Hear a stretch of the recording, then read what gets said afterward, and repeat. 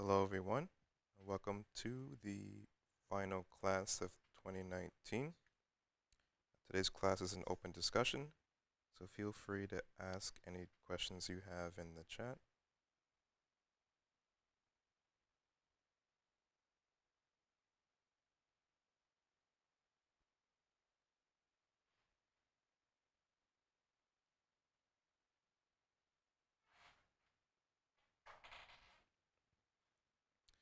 I have a question, Nimaya, asking what seed syllables and mantras are in the chakras?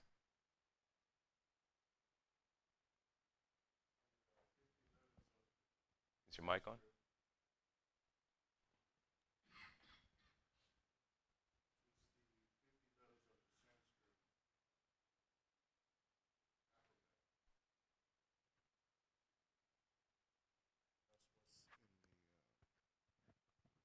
Can't hear you. It's on. You still can't hear me?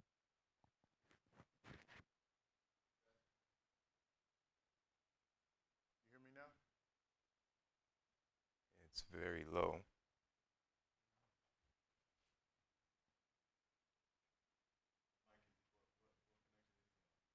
He's on channel 1.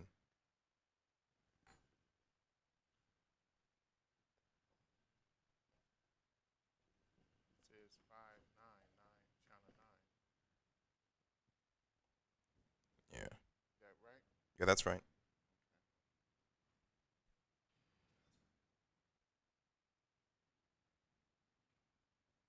Okay, go ahead. I says the 50 letters in the Sanskrit alphabet. Those 50 letters are scattered out across the chakras.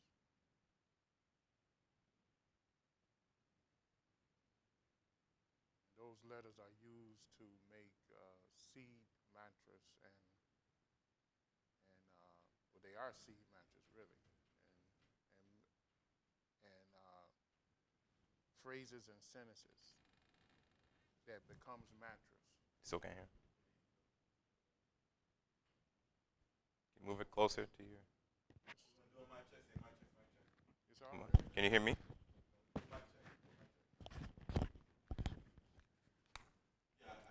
You can hear me.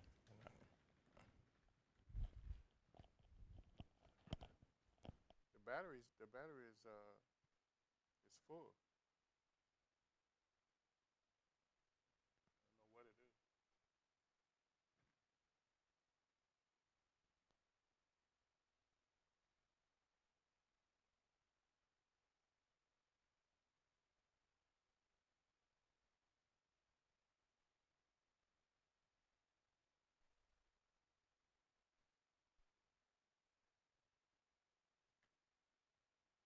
Can you hear me better now?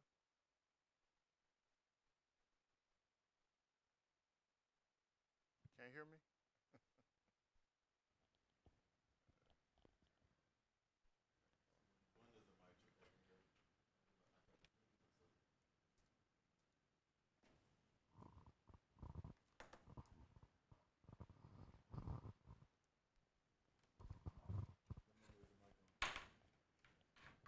That should be 610.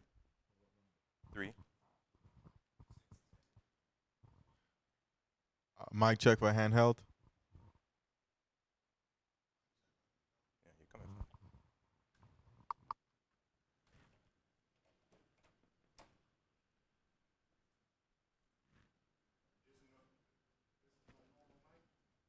Yeah, that's your normal mic.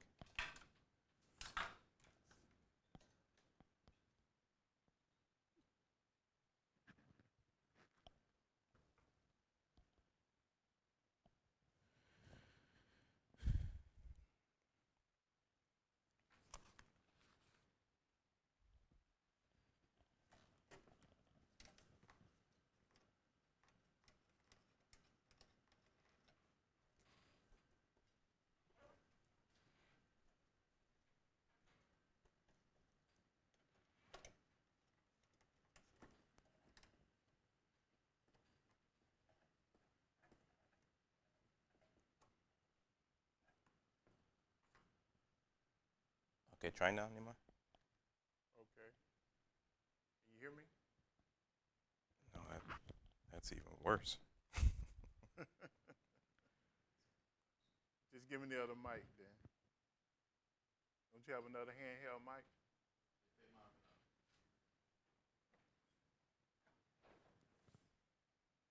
What is going on?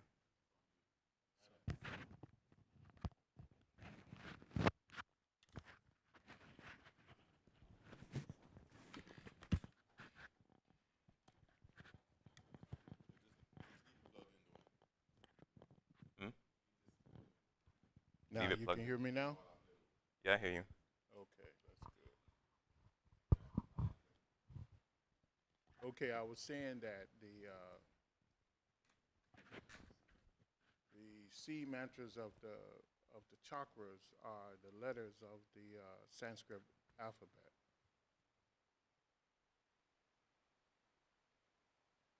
So you have 50 of them that we know of, and there's 4 on the base chakra, 6 on the sex chakra, 10 on the solar plexus chakra,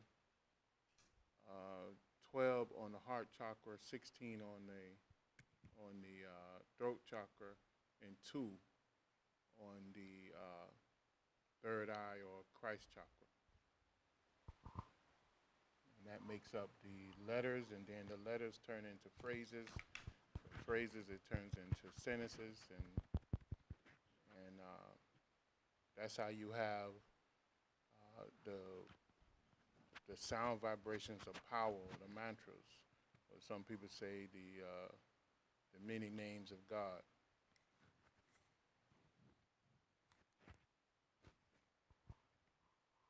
Any other questions?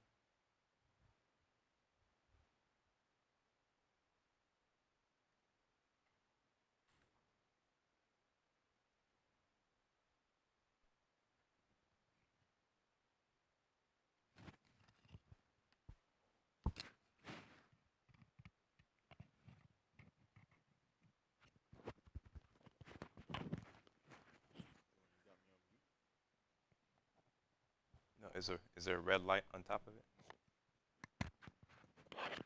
I can hear it. You can hear me now? Hmm. I hear you perfect. Sound better than Nehemiah? I don't know, maybe Might have been a distance. maybe you're just tired, Nehemiah. I don't know.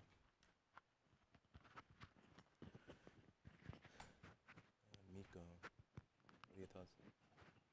Michael, can you explain what Miko, M-E-C-O? Can you explain what that is?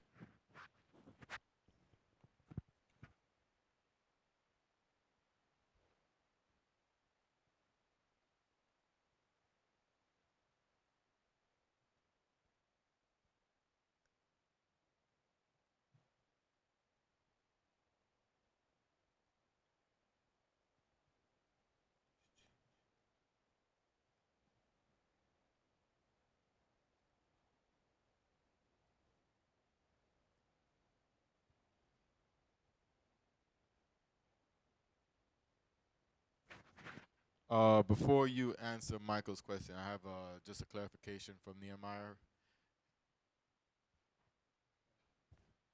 Going back to Lyle Vincent's question when he asked about the seed syllables in the chakras, his second question was he stated starting from the top down, is it, and he names a mantra, Om Namah Shivaya. Just to be clear, since he's asking about seed syllables, then the answer cannot be phrases inside each petal. They are single syllable. Yeah, they're single. Well, yeah, they are single syllables. Some of them are. Most of them? Well, you got the letters. Can't hear you. You have the letters, and then you have the syllable. You have the letters, then you have syllables, because the letters are did in several different presentations. You have letters that might be one letter or 2 letters or 3 letters combined to make one letter. But then you have several letters come together to make a syllable. So when he says seed, my mind automatically goes to bijas. Yeah, that's what a seed is.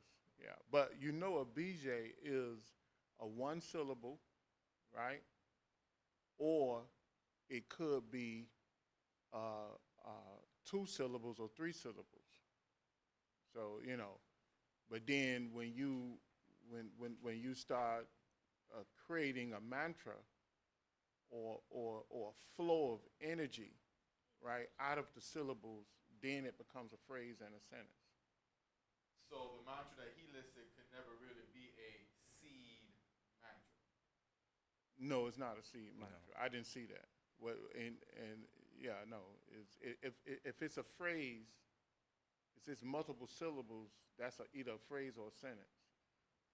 So, but a syllable is the letters, and sometimes the letters are presented as a single letter or a double letter or three letters. Just like you have AUM. That is a seed mantra and a mantra. Because it's three symbols. Because it's one letter Okay. in some cases, and then yet it's three letters. You understand what I'm saying? Yeah, because each letter is represented by the symbol in the depiction of the AU. Yeah, yeah. And then the secret part of that is never even written down or voiced. So that's where you have that at. So, question is, if there for every mantra that is known, i.e., vocalized, written out, drawn, or what have you, said there's always revealed to you at your doing your own initiation at whatever time that comes about, right? Mhm. Through your own evolution. Then there's the counterpart to that mantra, or the slash female male opposite. Or the kilaka of it. Okay, so in that case, is it safe to say there are really more than 50 seed, 50 bijas, or no? Well, that's what's known to us, because we're also told that there's 990 some letters in the crown chakra that's never spelled out through certain Upanishads. I think we know like 12 or 16 of them. When they in the old Upanishads, when they translate Upanishads, talking about the crown chakra, because there's not a lot written about the crown chakra. There's a lot of garbage. I'm talking about, but true, usable stuff. But that's in the that comes about after you open up the third eye or the Christ chakra.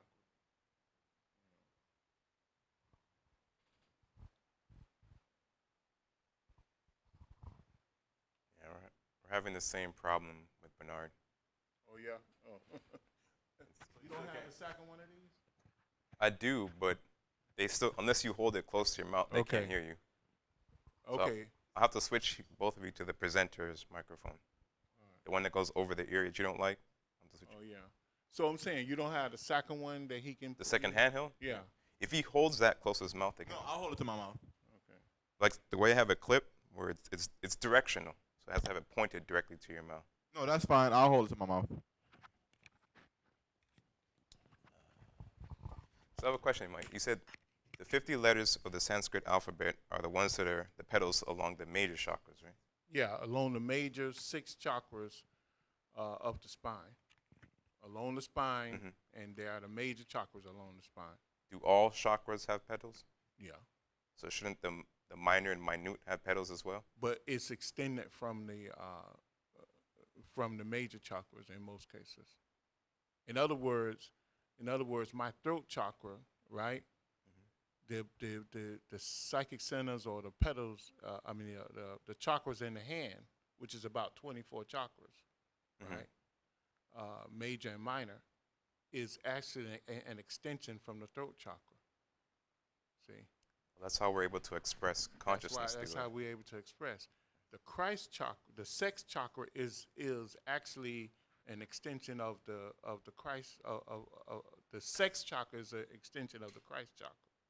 Mhm. In other words, Mhm. so so there's a great influence over the sex chakra by the Christ chakra or the third eye.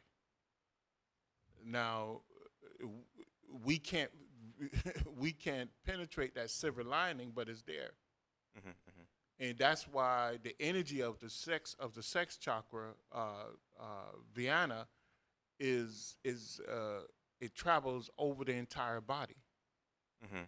in order to give the third eye or the Christ chakra to make that the command center for the soul. Mm-hmm. See, so it's it gets complicated, but it all makes sense when you look at it. Mm-hmm. You know. So does that mean the other lower centers in the knees, hands? I mean, sorry, knees, feet, etc., below the waist, for that represents the evolution in the animal kingdom. Those are still extensions of the spine, correct? Yeah, those are extension of the base Base. chakra.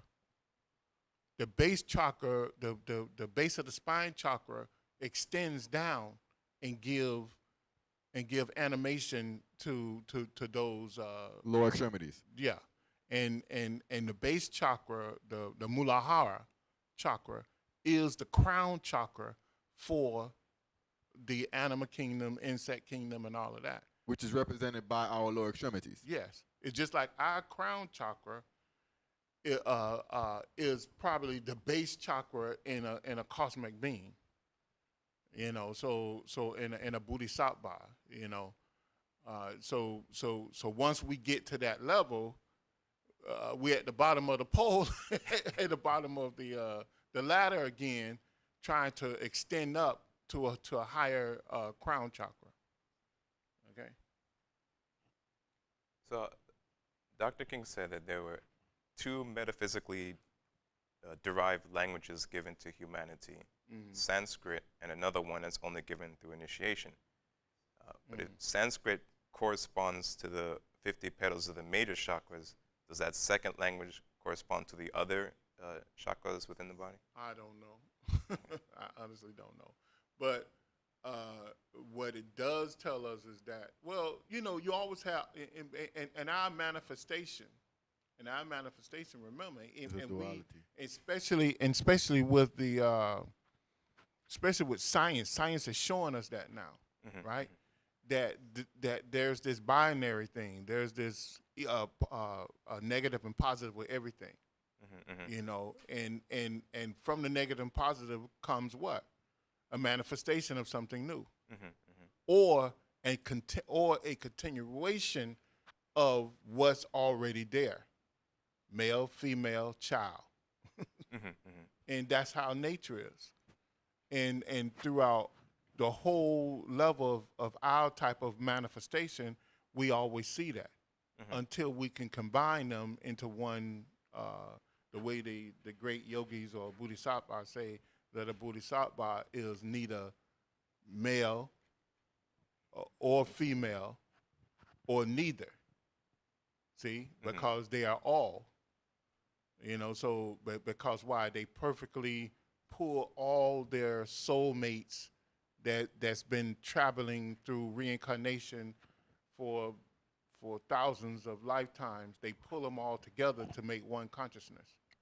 Mm-hmm. And now they are ascended master like Jesus or Sri Krishna or Buddha or whatever.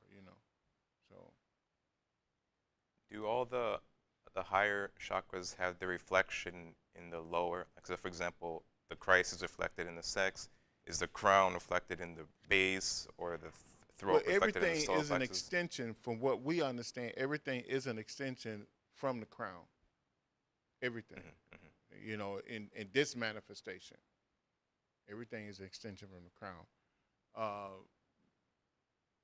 In the next, in the avatar or the cosmic level, we don't know.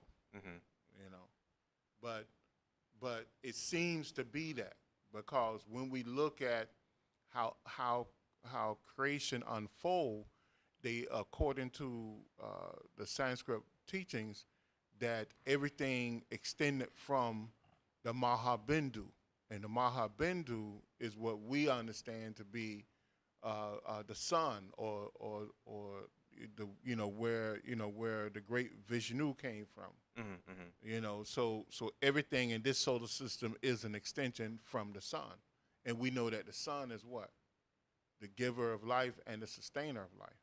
So, but and the sun is like a psychic center of the galaxy. So and each sun and each planet is nothing but what they, because the planets are Mahabindus too. They not a great Mahabindu like the sun, but they are, a Mahabindu is a compaction and a vortex center of energy and consciousness. So consciousness extends from the sun, and then the earth extends the consciousness further, and then you have all these varieties of life. But just like they tell us that our Kundalini actually came from where? The Mother logos Earth. of this planet, of this earth. We we are using this Kundalini power in order to reincarnate, in order to express consciousness on this planet. And any planet we go to, if we have to go through a reincarnation cycle of that planet, we have to enter that planet through the logos, according to the ancient teachings. Okay, let me get back to your questions, everyone. Just give me a second. Let me catch up.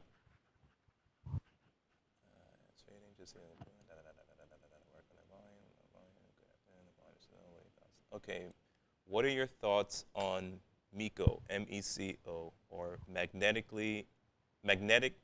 eternally collapsing object? I don't have a comparison to that. I don't really know what they're talking about. I don't know. What are you referring? Are you referring to I've like? never heard of that. I've never heard of that myself. What are they talking about? And what? Didn't say a black hole. Like, what are you referring to a black hole, Michael, or what exactly do you mean by that?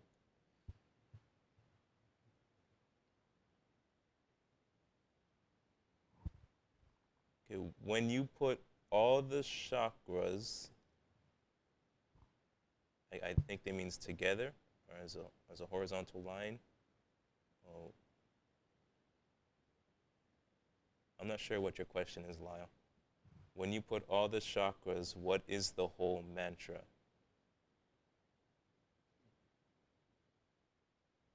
When you put all the chakras and the horizontal line. Do you mean when you combine all the chakras, what is the resulting mantra? Is that what you mean, Lyle? I believe it goes up back to his original question.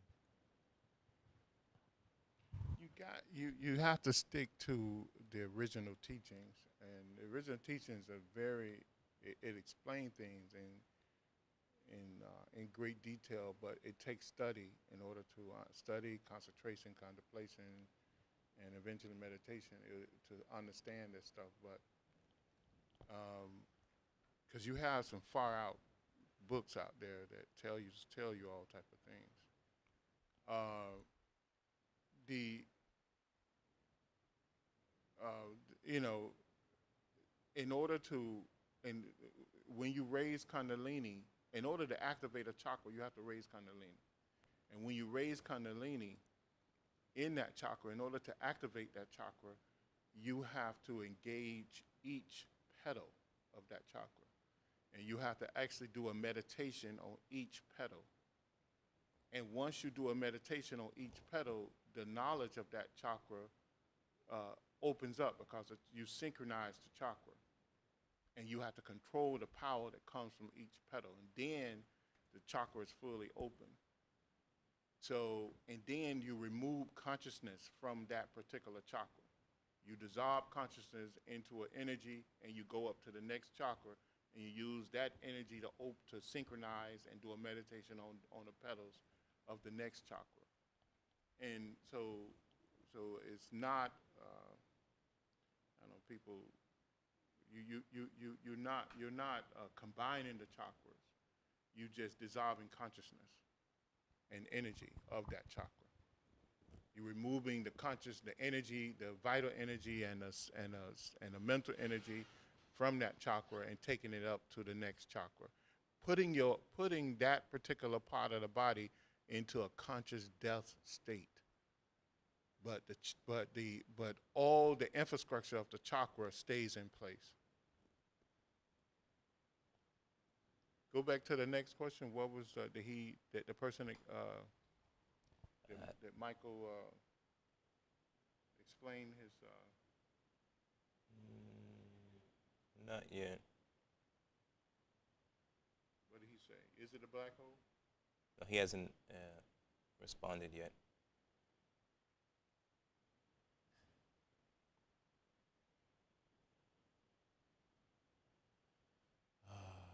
What is the real meaning of the Ten Commandments?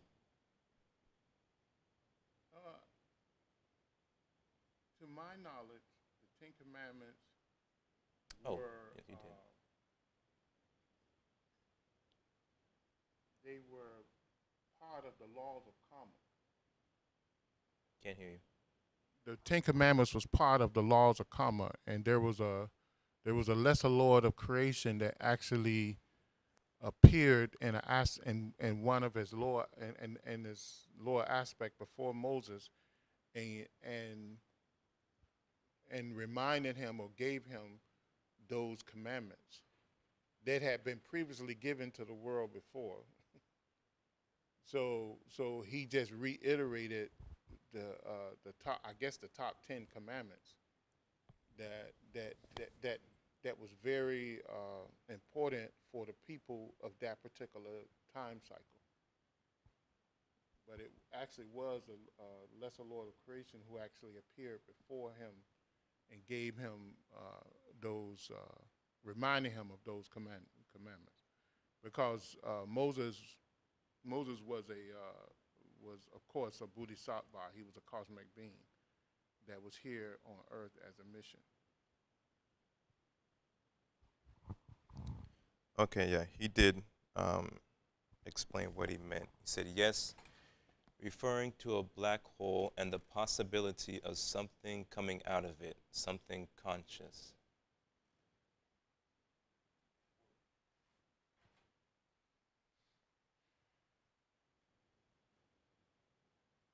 So I guess he's asking, what are your thoughts on black holes? I know black holes do exist. It's mystic terminology. We believe that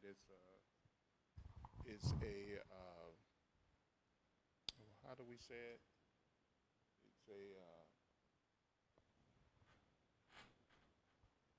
It's a great bindu. That's what it is, really.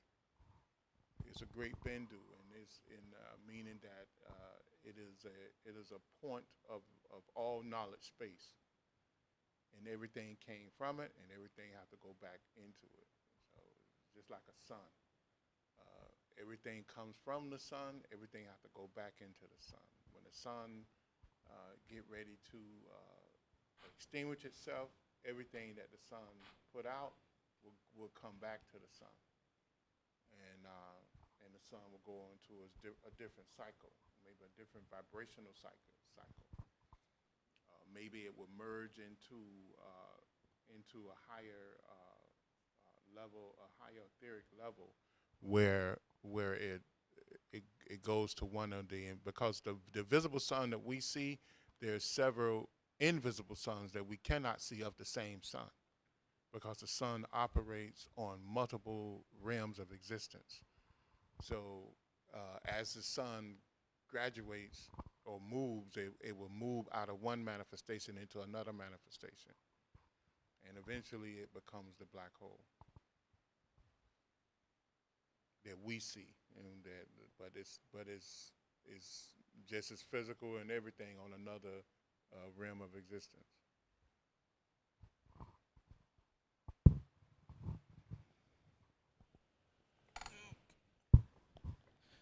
Some people say they've spoken to God. Does the Absolute ever interact with people directly, or is it only ever its agents acting on its behalf? That's a good question. And a lot of people don't like to hear this answer. Um, to put it in simple terms, God is. And when we say God is, that means God is law, and law is God. So, in other words, if you look at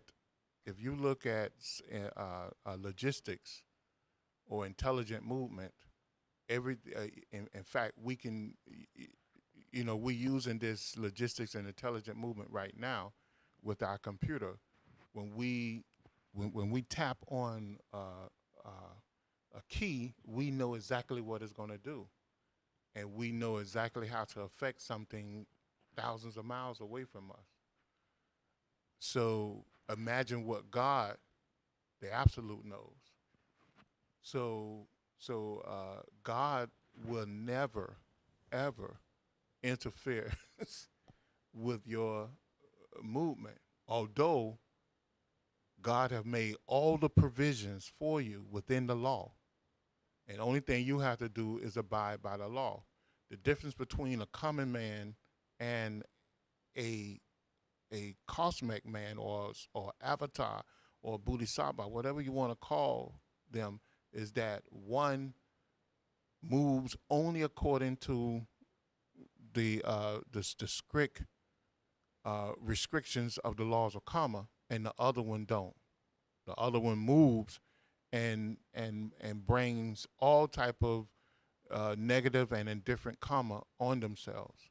And the great cosmic being only moves when it's absolutely necessary, because it moves within the perfect balance of the laws of karma, because it knows God. And that's the big difference. So that's why you have uh, agents of God like Jesus, Buddha, Laose, Sankachara, Mahatma Gandhi, Sivananda, you know, even George King. That's why you have these agents, these cosmic avatars that have to come here on Earth to move the projectile and align man back to his original source, because you know we're so ignorant of the law that we can't see what we do to ourselves. Just like a child, you guide a child up until they can begin to think for themselves.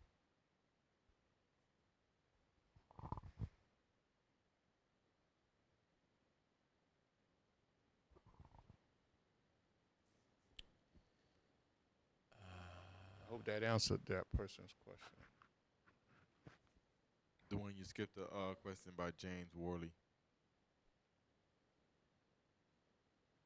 James at the top.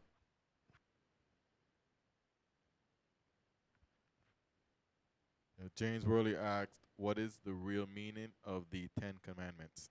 Oh, I asked that. Well, I answered that. Did I answer that? Yeah, I answered it. Yeah.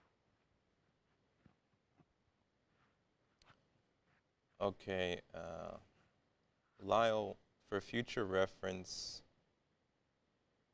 there's a law that governs the use of mantra.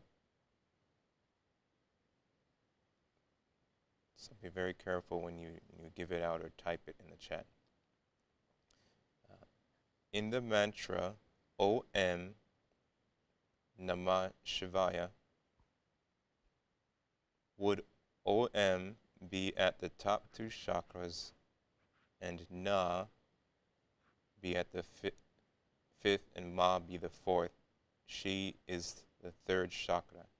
No, that was part of his original question. If he lined everything up from top to bottom, and you Mhm. repeat a mantra, would it go from top to bottom? And Well, I Nehemiah mean, answered it. So placing the syllables on the chakra, that's what you mean? yeah, I think it's best to view the chakra as the chakras and the letters as more so of a piano. You have each chakra has a specific amount of petals slash letters.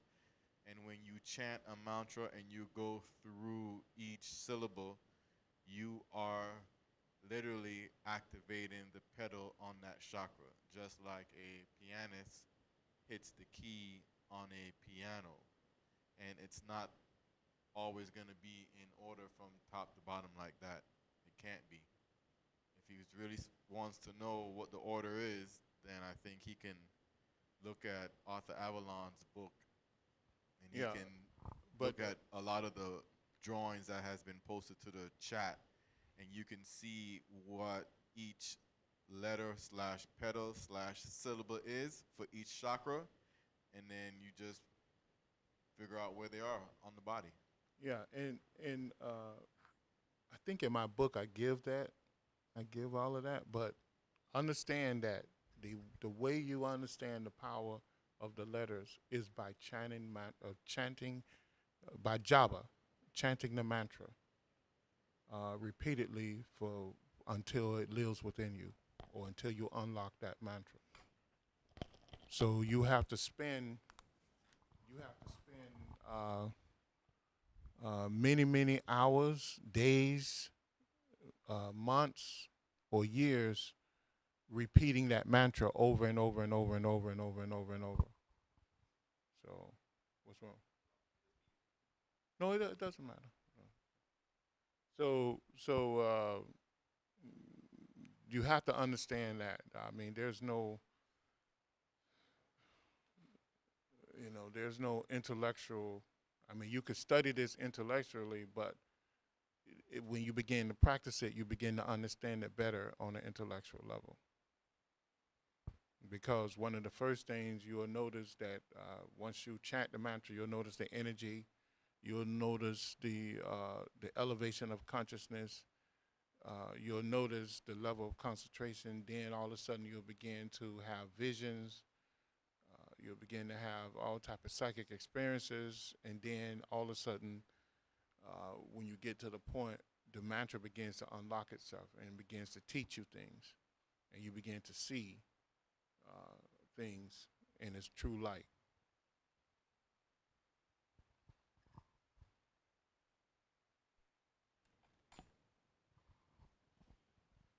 Okay.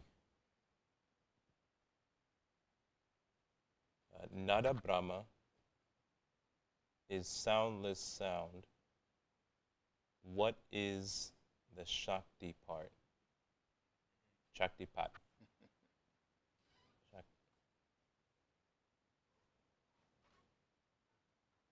Shakti is unmanifested.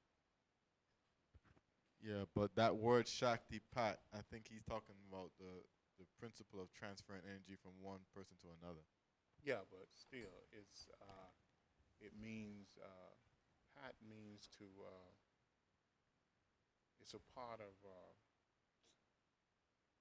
let's call it voice or whatever, but it is the unmanifested voice. It's the energy that's transferred, but it's unmanifested. Remember, anytime you see Shiva actually means the power behind something, and most people don't realize that. But Shiva is unmanifested. It is the spirit. It is the power behind all things.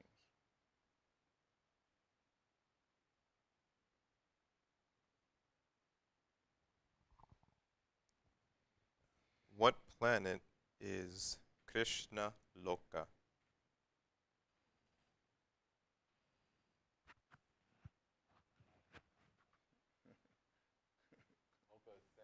Yeah, Loka is a realm of existence. Krishna is from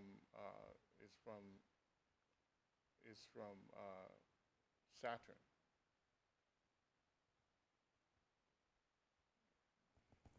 From the great etheric avatar type levels of Saturn.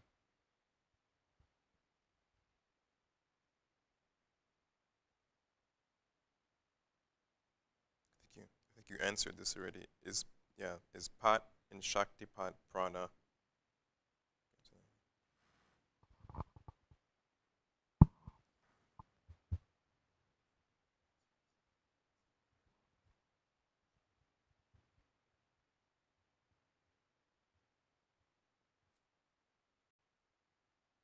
Shakti is is cosmic energy. It's subtle cosmic energy. Everything is Shakti. Everything, every single thing on in the universe is Shakti.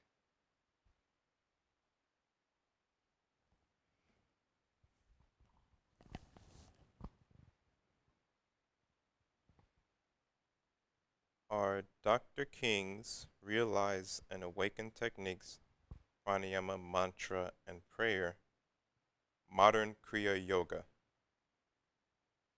Mm-hmm. I think it's a combination of yeah. It is. I mean, it can be described as Kriya, but Kriya is karma too. So the word karma actually means action, and Kriya means action as well. But karma is the laws of laws that govern action, and then Kriya yoga is is a formula to introduce the right actions in your daily life. So the Kriya yogi becomes the karma yogi, who who who balance their life off by uh, by doing all things right in their life. So so they introduce a regimen within their life that corresponds with the law of karma.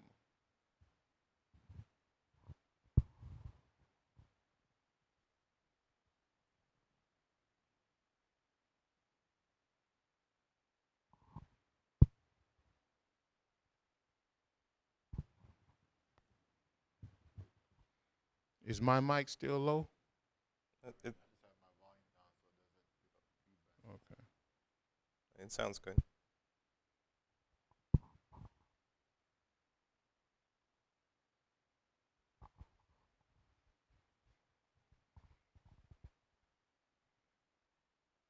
Is there any other questions?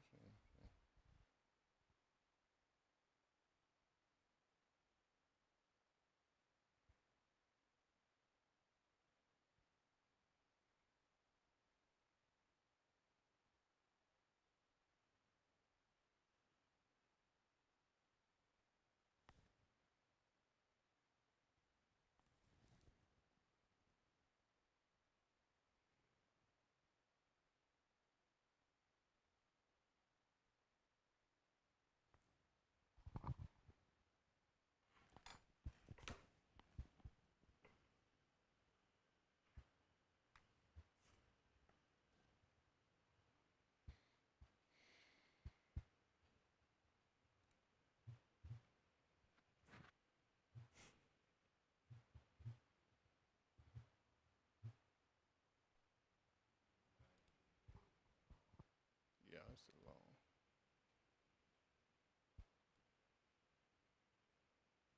long. Lyle, is that a question or a statement?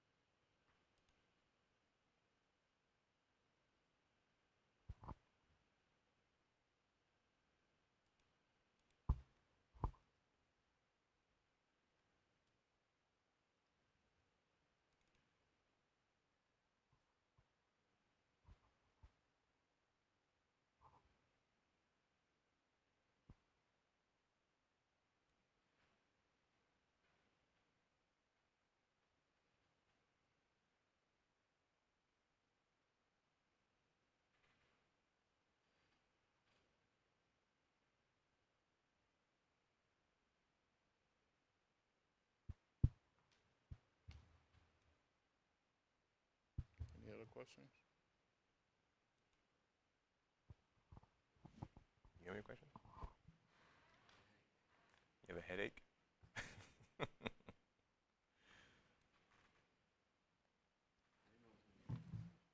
Hmm?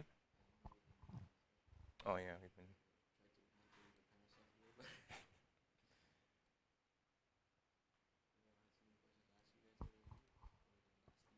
Hmm.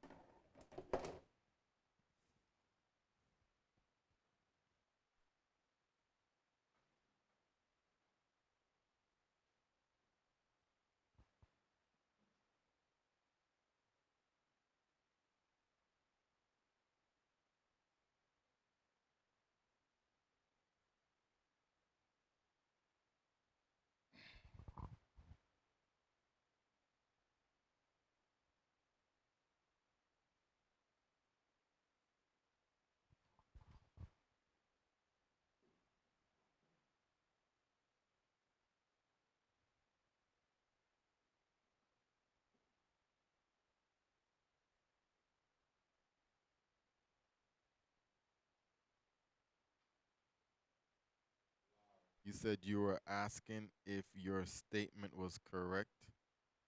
Your statement about what? Because you only typed unmanifested energy.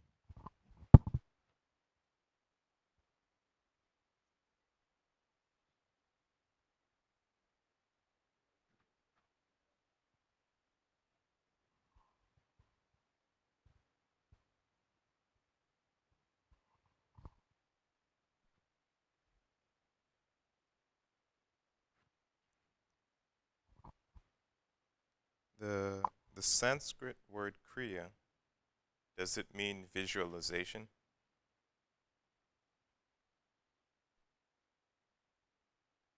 No, not to my understanding. Kriya means action.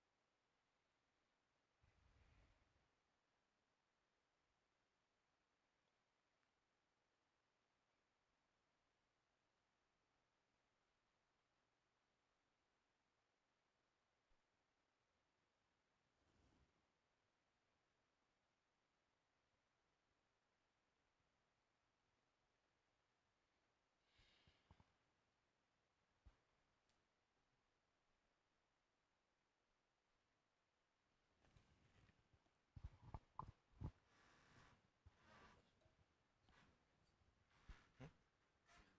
Go ahead. Uh, I'll just repeat it.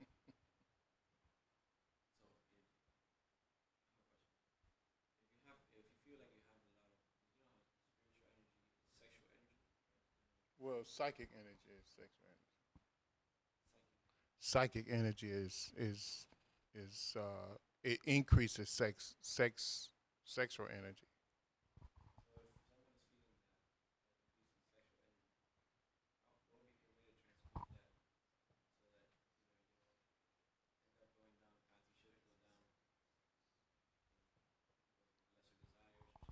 Well, that's why people need to go back to the basics. The Let me repeat the base, question. huh? Let me repeat the question. Go ahead. Go ahead.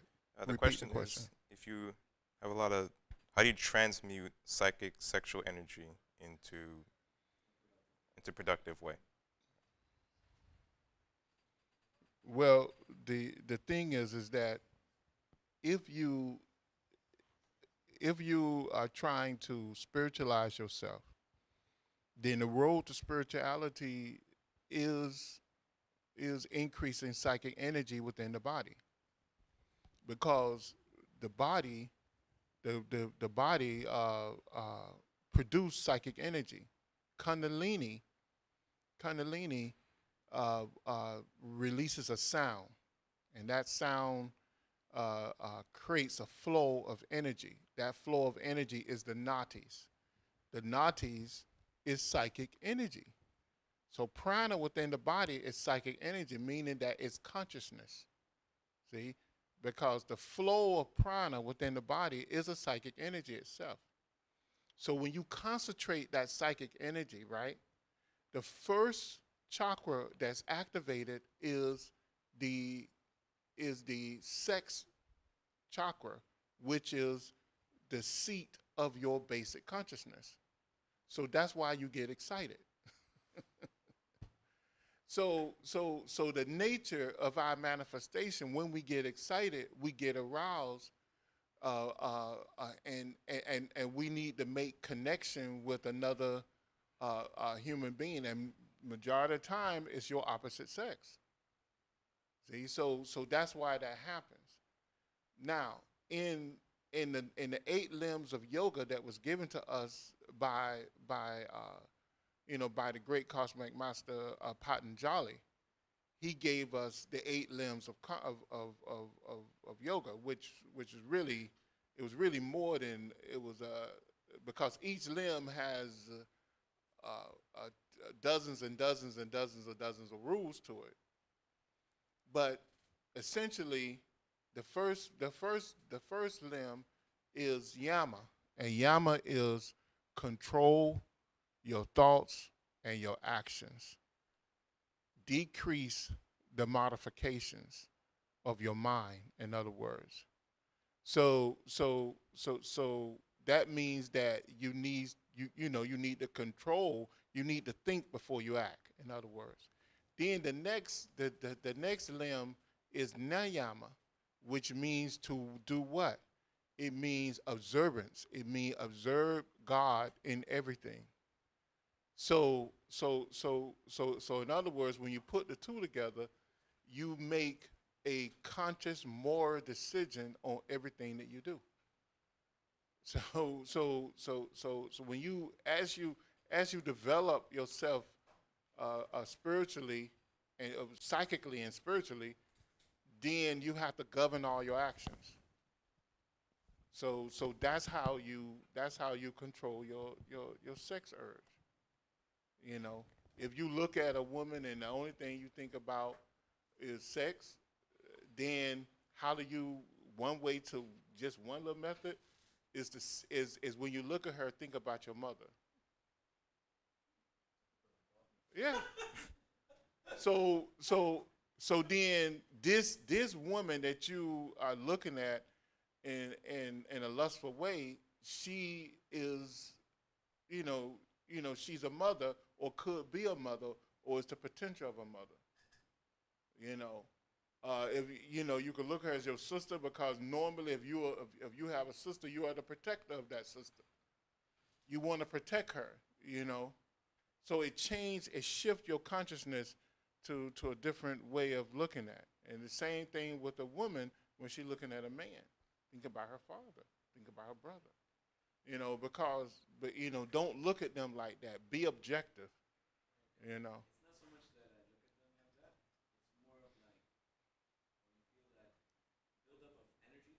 Hmm. Then you read, you study, you concentrate, you no you well then you run. You move into hatha yoga. You begin to do hatha yoga where you do physical exercise. So but you find a way to control the energy, because it will happen. Anyone that have an increased uh, mental energy, the next thing is sex. It's sexual. They have to control that, because that's just nature. But to engage in that sex, you you dis you you burn up energy, unnecessary energy, you know. So, and it's just, you just have to gauge yourself. That's all.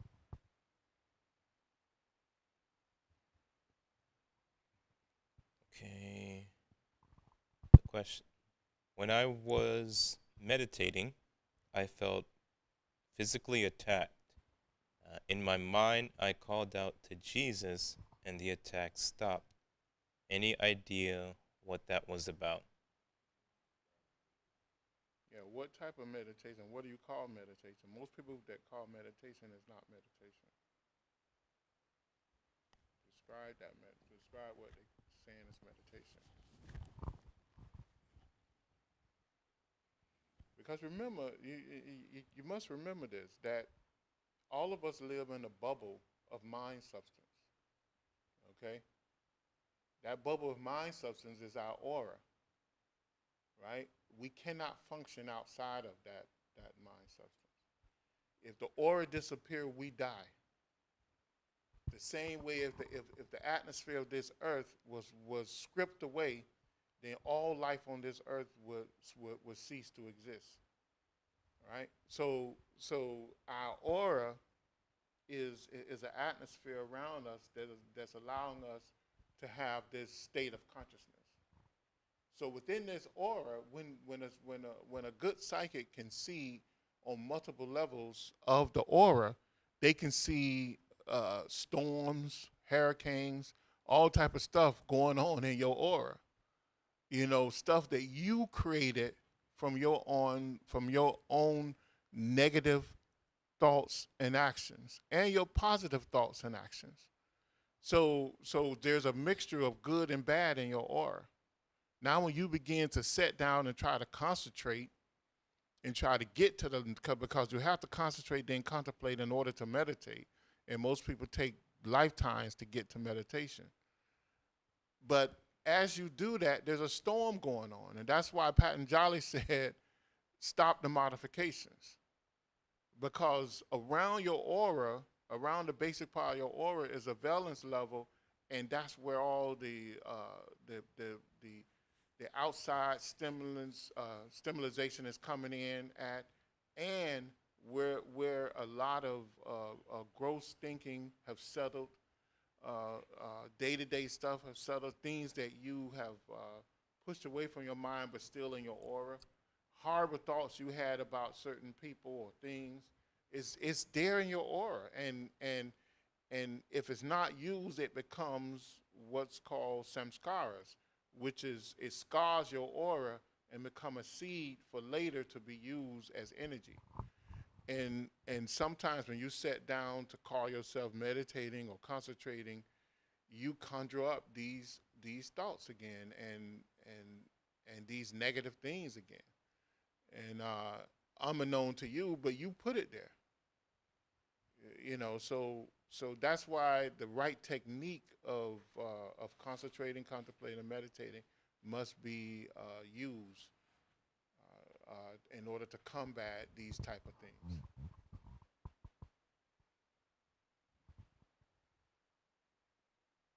I hope that answered their question.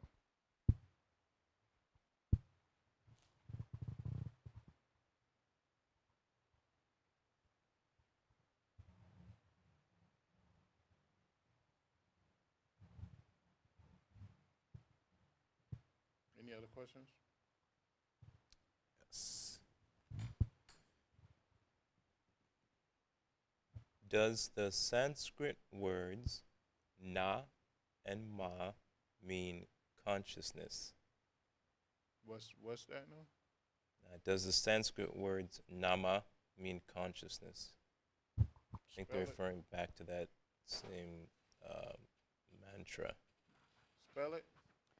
He's breaking up the letters, so he has it as two words: Na and then Ma. Like our second mantra is Rama. He has NAMA. N-A-M-A. Space MA. Yeah.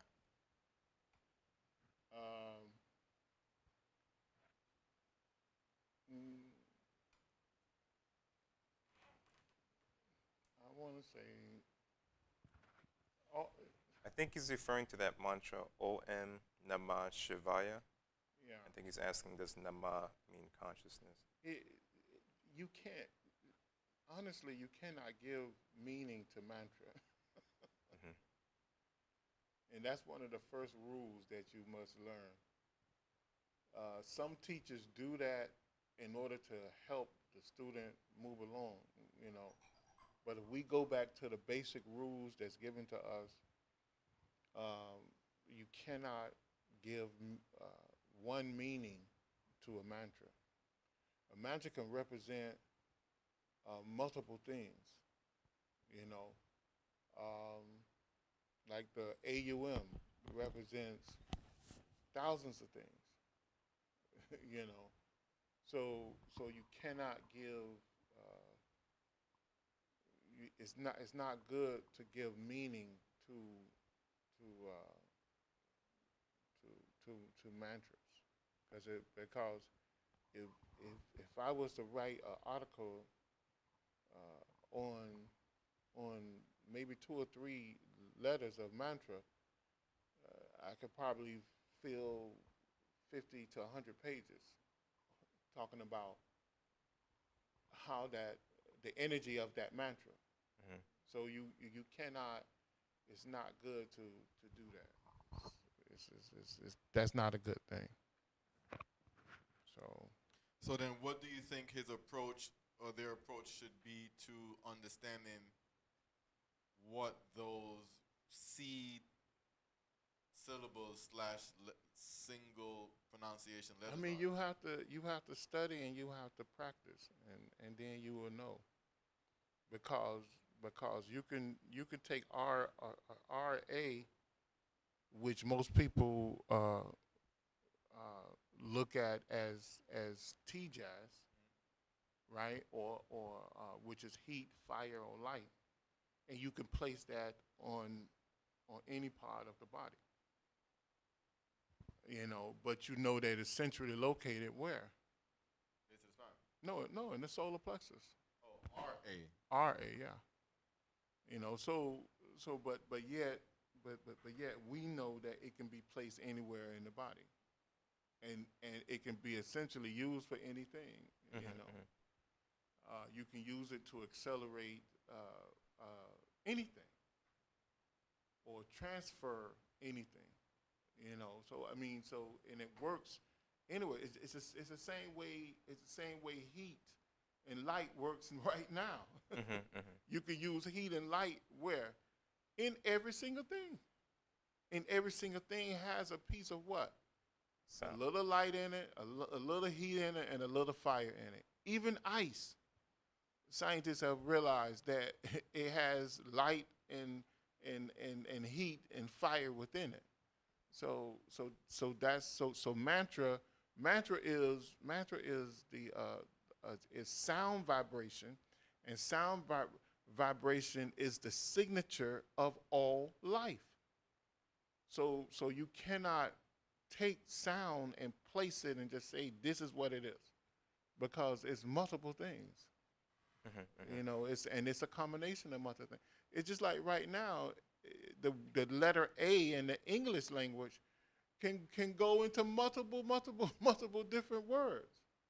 You can't take A and just say, okay, this is where A belongs here and can't be used over here.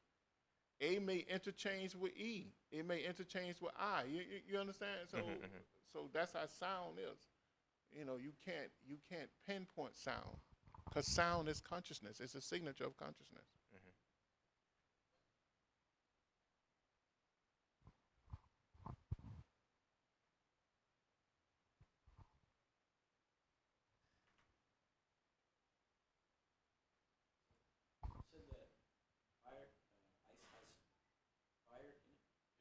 Yes, yes, it does. Yes.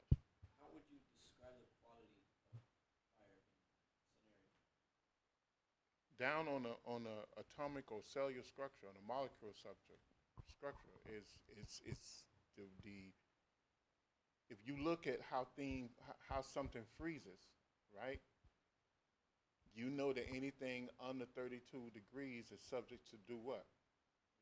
start freezing. So why doesn't it go to a negative freeze? Because there's a certain amount of heat in it that's stopping it, right? So that heat is there all the way down. Even when you get to -0, there's still some type of heat there because it's stopping it from going to, to a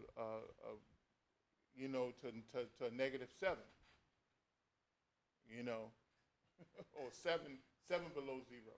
That's heat, but what about fire? The fire is heat. Fire and heat is the same. Because I remember you said that fire transcends realms. Or maybe that was Gwen that told me. So I thought it would be something along those lines. No, it's all is. You cannot have one without the other. In other words, if you see mass anywhere, then all the other elements are present. And scientists teach you that. Science teach you that, right? Yeah, for example, okay, so as a mystic, you're going to think holistically and you're going to think much larger than you would the average person. So when we use the word fire, maybe we're taking it for granted that most people understand that for us, fire means life, it means light, it means heat, it means motion. Scientifically speaking, all existence is measured in motion. I mean, we can always go back to the 7 dimensions of creation. Mm-hmm. If it does not move, it does not exist. It cannot exist. To exist is to move.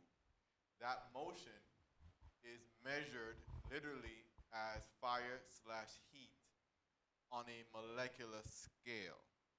And you get into things like minus 272 degrees Celsius, 0 degrees Kelvin, etc., etc., etc. But all you have to do is simply drink alcohol. And there's a reason why the Native Americans called it fire water. Yeah. Because when you put a match to it, it literally ignites because there's heat in it. And that's why alcohol won't freeze. You put a bottle of rum, gin, vodka, any kind of alcohol in the freezer, it's not going to freeze. Why? Because of the heat, the fire that you cannot see, the literal combustible fire that has yet to be released. Same thing with ginger and pepper. Right. If you're cooking and you add ginger to say you're browning onions and garlic and you throw ginger on it, ginger powder, all of a sudden that the oil starts to bubble up and it stays that way until all the ginger is gone.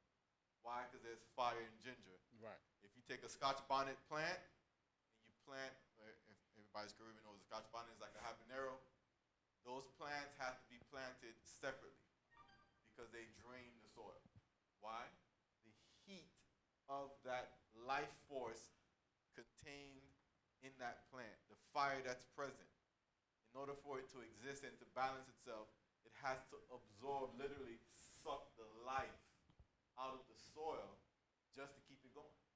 So the soil in that case is like wood, and the plant itself is like the fire. Once it goes in the ground, that's it. Everything around it, it's going to kill it. Why? Because it's literally absorbing the life force from the soil, from all things.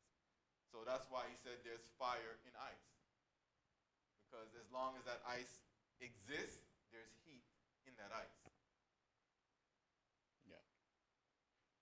And that's why when we talk about the spirit or Shiva, we say that it's unmanifested because it's the source behind all things. See? It's the potential of everything. See? Because once it moves into manifestation, it's in constant motion. And the sound, we're told that the sound, which is the life force, creates that perpetual motion. See, that's what sound vibration is. That's why we're told that when that the soul creates the auric body, and when the soul creates the auric body, it uses sound to connect the auric body to the universe. And that sound is the petals of the chakras. and it connects the sound. The pedals are placed there by the soul, and that's how it connects it to the universe. And now that auric body is connected to to to the electromagnetic spectrum of the universe. Now the soul can use that as a traveling vehicle to experience consciousness, because the soul has no consciousness. See, the soul creates the consciousness, and then the soul, depending on what planet is on, borrows the Shakti power and turns it into Kundalini in order to create a vehicle of consciousness for for that life screen or for itself to move through. See, so that's when you go back to the teachings, you'll see that that's what's happening there. Okay. I have a question. Mm-hmm. So something I've started enjoying doing is whenever I'm traveling or going to different locations, I'll perform, the 12 blessings there. Maybe it's the first time it's being performed in that location or not, but I've noticed that there's usually three types of responses. Oh, either those that want to participate, those that are just curious to see what's going on, and those that don't like what's happening. Mm-hmm. And usually, I can tell the difference between who's wanting to chime in and if they're trying to interfere or stop. And nothing major, but just like, stop what's happening. But I've also noticed the same reflection on the gross physical realm. Like, for example, if I'm in a hotel or I'm at someone's house for the first time, I perform the 12 blessings. If someone's in the other room and they're fast asleep, you know, they'll wake up and they'll leave while I'm performing the 12 blessings. Mm-hmm. I was just wondering, is it a good idea to continue doing that, or is that I mean, I really don't know. I mean, you can, as long as you're not screaming at the top of your voice, no, waking no. people up. Mm-hmm. When you're in certain settings, you need to adjust yourself so Mhm. that you're not. I mean, I wouldn't do it to a point where the next people next to me can hear me. No, I'm usually just above a whisper if I'm Yeah. depending on where I'm at. So I mean, it depends. It depends on that. And see what happens when you perform a great tantric practice like the 12 blessing. It saturates the area with a certain mental and vital energy. Mhm. Mhm. So if people are not of the right mind or something, it can disturb them. It can change the atmosphere, and they Mhm. may have to get up and move. You know, or something happened to alter their state of being. Mhm. Especially if you don't channel that energy to go a certain place. But there's always a buildup of where you are Mhm. before the energy takes off to go where it needs to go, and that might be the disturbing factor to the people who's around.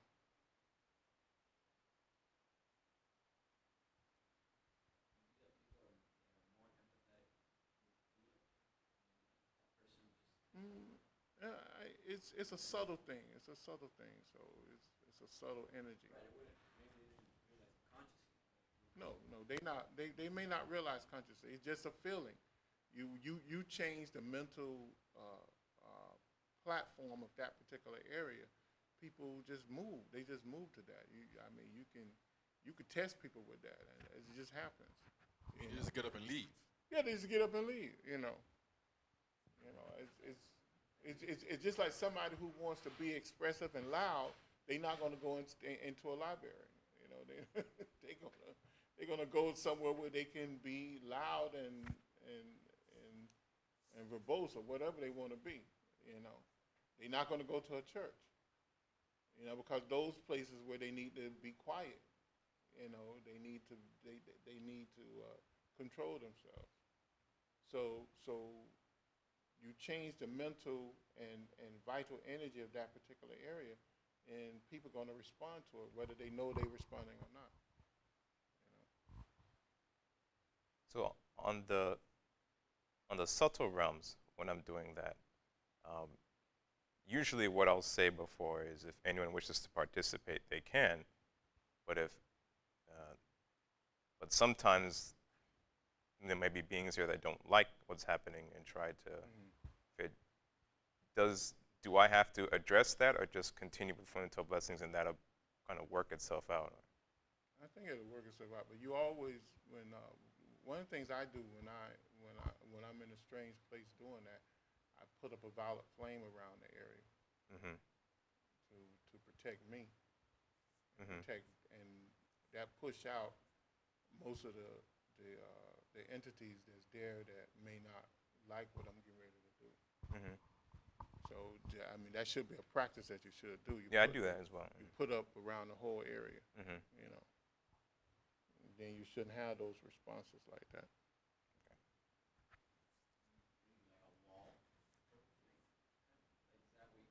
You put a violet flame. You put a shield around the place. Yeah, egg-shaped dome.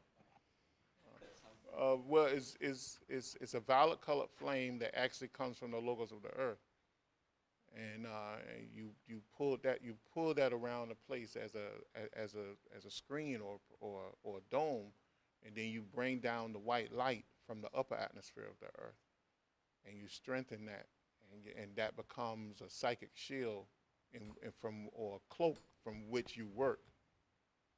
You know. Well, it's all part of the same. It's still part of the Mother Earth. Mother Earth have a brilliant living white light all around it, and you can call on that white light from the upper atmosphere, and it has the violet colored flame from the logos of the earth, from the center of the earth, and you can pull that up, and you mix the two and create a shield, create it's like a it's like a screen that you can work, a cloak that you can work from, you know.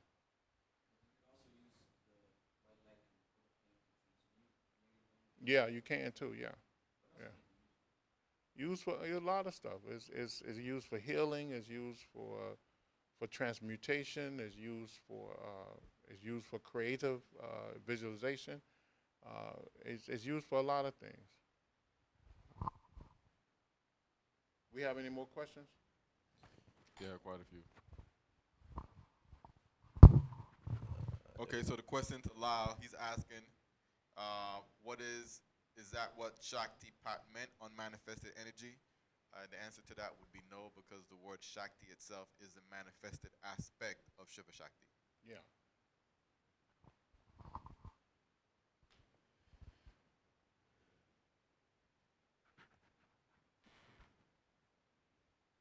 Would you recommend Yoga Sutra's textbook of yoga psychology by Ramurti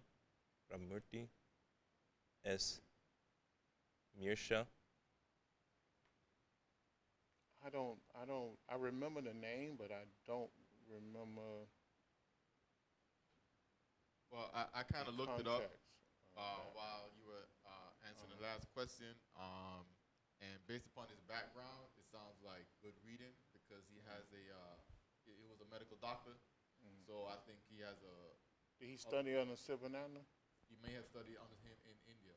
Yeah. But it sounds to me like he has a good understanding of the balance between Eastern and Western I have psychology. I have his books, but it's been so long since I read them.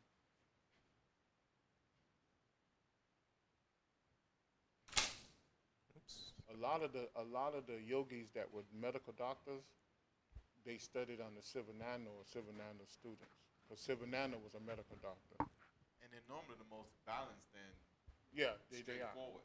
Yeah, they are.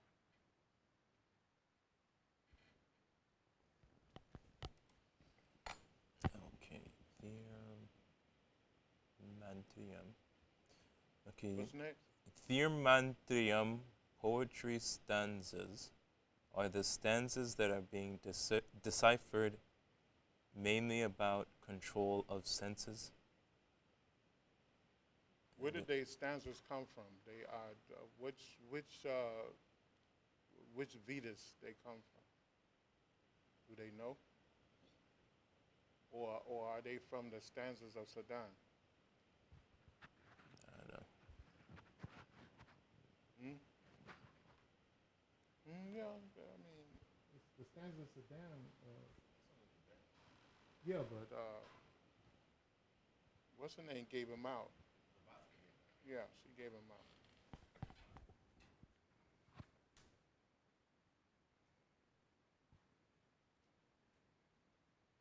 But there are four different Vedas, and then from the Vedas comes the Upanishads. There's many, many Upanishads.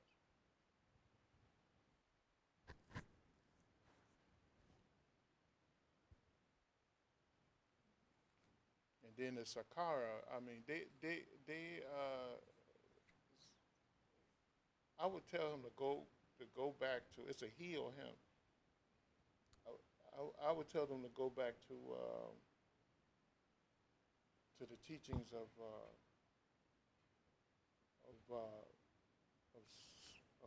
serpent power. I think they gave some of the best definitions and the best analyzations of what he's talking about. So I will go back to there, and I will go back to Sivananda and Swami Vivekananda. I don't know. I don't think there's anyone that matched their teachings. To be honest with you, when it comes to this, you know, to the sutras, and then also Alice Bailey. Alice Bailey did the Tibetan did uh,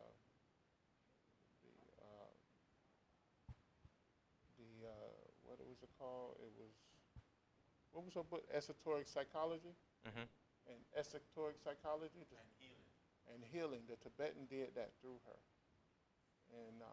and I think she did the one she did the Sutras of Patanjali. She did that herself, and those are some of the best written books on those subjects. You know, she did an excellent job. Alice Bailey did. I would go to her teachings and the Tibetan teachings that spoke through her, and the Swami Sivananda teachings, and Swami Vivekananda, and the Arthur Evelyn, which is John Woodrow, his name is. I would go Yeah. to them.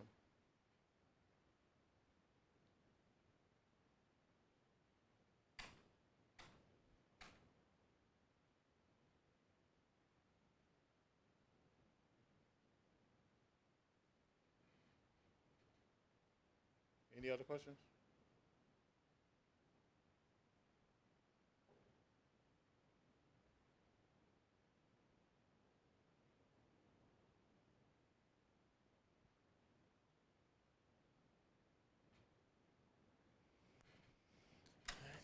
Are there any final questions?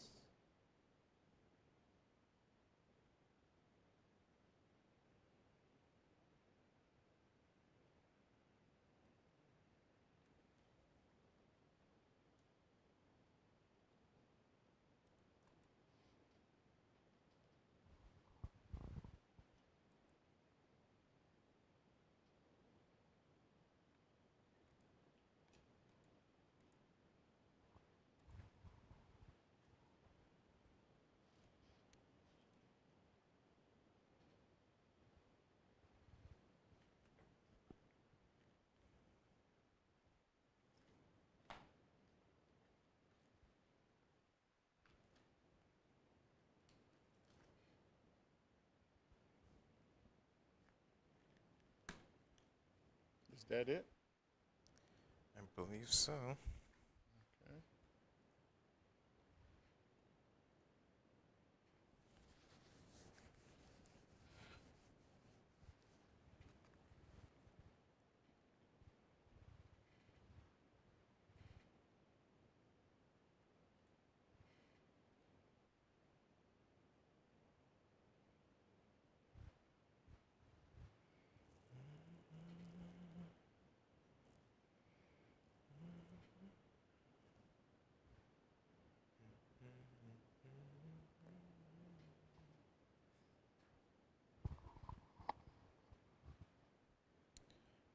So we'll go ahead and close out.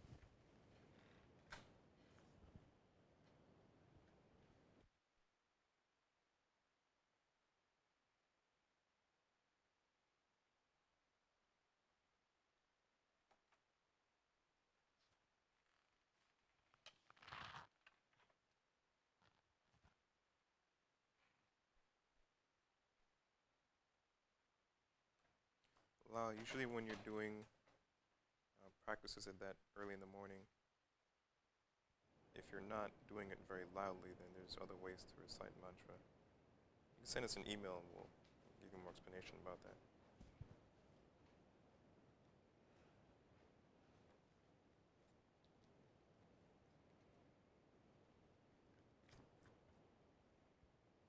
Remember how to pray, right? Okay. Not the prayer itself, remember how to pray, right? Okay. The New Lord's Prayer.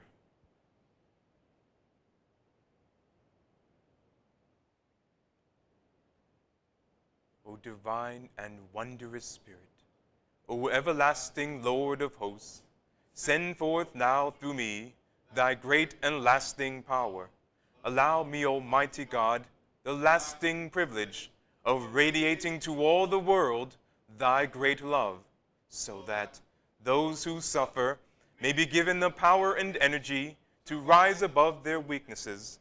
Almighty God, in great humility do I ask you to send forth your power to give to me this great lasting privilege of being a channel, so that my suffering brothers may be helped and guided and healed and lifted into thy light, so that they who know not may look up and in doing so receive to their higher selves your divine counsel.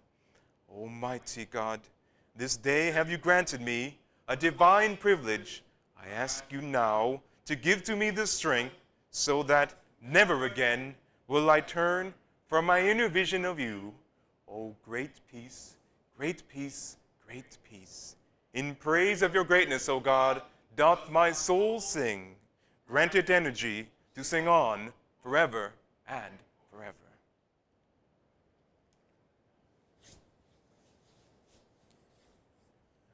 Thank you for watching, and we'll see you next year.